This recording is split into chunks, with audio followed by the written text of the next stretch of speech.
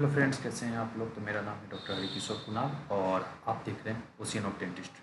तो आज हम कुछ क्वेश्चंस लेंगे जो डेंटल इम्प्लांट से रिलेटेड है और पूरी डेंटल इम्प्लांट के जो बेसिक 5-6 क्वेश्चन हैं हम आज उनको लेकर के बात करते हैं। ठीक है। तो सबसे पहला, आप लोग अगर चैनल पर नए हैं तो लाइक शेयर सब्सक्राइब जरूर कर लीजिएगा चैनल को, और हमें इंस्टाग्राम पे भी आप फॉलो कर सकते हैं। ओशियन ऑफ डेंटिस्ट्री के नाम से ही हमारा पेज है, टेलीग्राम पे हमारा ग्रुप है, और व्हाट्सएप पे भी हमसे पेशेंट क्वेश्चन पूछ सकते हैं। ठीक है। तो चलिए वीडियो को शुरू करते हैं कि डेंटल इम्प्लांट क्या है। देखिए, डेंटल इम्प्लांट जो है एक तरह से आर्टिफिशियल कृत्रिम तरीके से, जहाँ पे आपके दांत नहीं है वहाँ एक दांत को लगाने का तरीका है। ठीक। एक फिक्स दांत लगाने का एक कृत्रिम तरीका है। ठीक। दूसरा क्वेश्चन ये है कि कौन करा सकता है डेंटल इम्प्लांट। देखिए, डेंटल इम्प्लांट हर एज हर उम्र के लोग करा सकते हैं, लेकिन बस कुछ चीज़ें आपको ध्यान रखनी है कि आपके अंदर में कोई मेडिकल ऐसी प्रॉब्लम ना हो। जैसे कि डायबिटीज़ है तो डायबिटीज़ वाले भी करा सकते हैं, लेकिन क्या है कि डायबिटीज़ कंट्रोल करके रखना पड़ता है, डायबिटीज़ कंट्रोल रहे। क्योंकि डायबिटीज़ में क्या होता है कि बोन का लॉस होने का चांस रहता है, तो ऐसे कंडीशन में इम्प्लांट ढीला हो सकता है। ठीक है। तो इसलिए हम चाहते ये हैं कि डायबिटीज़ कंट्रोल रहे आपका, तो दिक्कत नहीं आएगी। ठीक है। बाकी सारे लोग करा सकते हैं डेंटल इम्प्लांट, कोई दिक्कत नहीं है। उसके अलावा इसमें बेसिकली क्या चेक करना होता है कि बोन का डेंसिटी अच्छा होना चाहिए। अगर बोन डेंसिटी अच्छा नहीं है फिर भी इम्प्लांट डाल सकते हैं, लेकिन उसके लिए अलग अलग तरह का इम्प्लांट आता है। ठीक है। इसके अलावा आप लोग बात करते हैं कि कितने दिन चलेगा इम्प्लांट। ये बाकी डेंटल प्रोसीजर में भी आप लोग पूछते हैं कि आरसीटी कर रहे हो, कितने दिन का आपका गारंटी है, क्या है।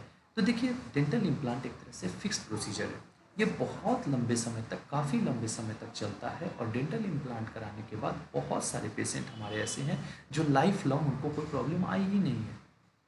ठीक है। मैंने अपने करियर में भी देखा है कि बहुत सारे ऐसे पेशेंट हैं जिनको लाइफ लॉन्ग डेंटल प्रॉब्लम कुछ नहीं आई, उस दांत से रिलेटेड तो बिल्कुल नहीं आई। अब दूसरे दांतों से आएगी, that is not a big issue, but उस दांत से जिसका आपने इम्प्लांट कराया उससे नहीं आती। इसमें जो इसका डेंटल इम्प्लांट चलने का जो सबसे मेजर आपका चीज़ जो प्रिकॉशन रखना होगा, ओरल हाइजीन। क्योंकि अगर ओरल हाइजीन मेंटेन नहीं करते हैं तो बोन लॉस होगा, दांत हिलने लगेगा।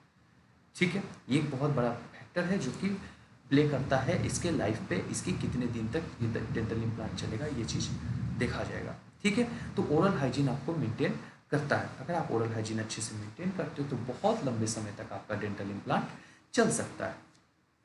इसके बाद एक क्वेश्चन आप लोग का आता है कि क्या डेंटल इम्प्लांट पेनफुल प्रोसीजर है।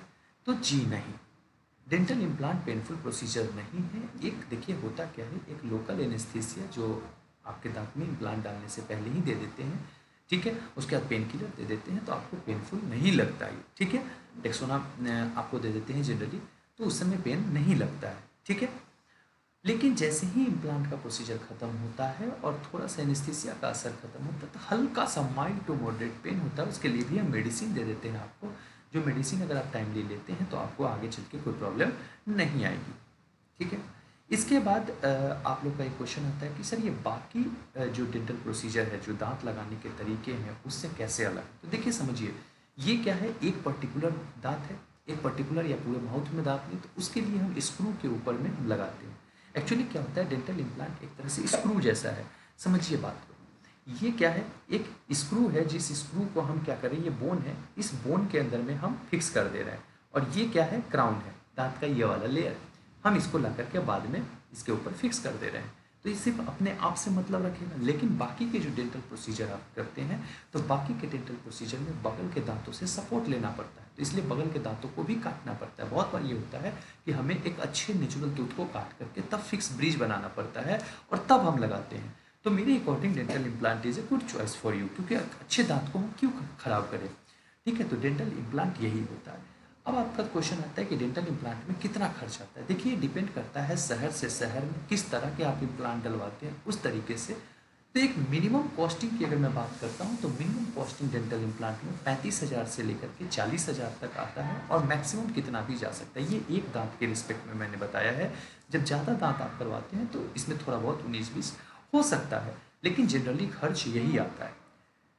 एक और क्वेश्चन होता है कि डेंटल इम्प्लांट में एक बड़ा वाला एक्सरे करवाने की जरूरत पड़ती है तो क्या। यस, डेंटल इम्प्लांट में एक बड़ा वाला एक्सरे के साथ एक सीवीसीटी होता है, जो थ्री डायमेंशनली आपके बोन को बताता है कि बोन क्या है, उसके अकॉर्डिंग इम्प्लांट के हाइट को मेजर किया जाता है कि कौन सा इम्प्लांट आपके माउथ में सेट करेगा। तो वो भी ज़रूरत का चीज़ है, तो ज़रूर आप करवाएं। ठीक है, तो आशा करता हूँ कि मैं आपके सारे क्वेश्चंस का आंसर दे पाया हूँ और आप सेटिस्फाइड होंगे मेरे क्वेश्चन के आंसर से।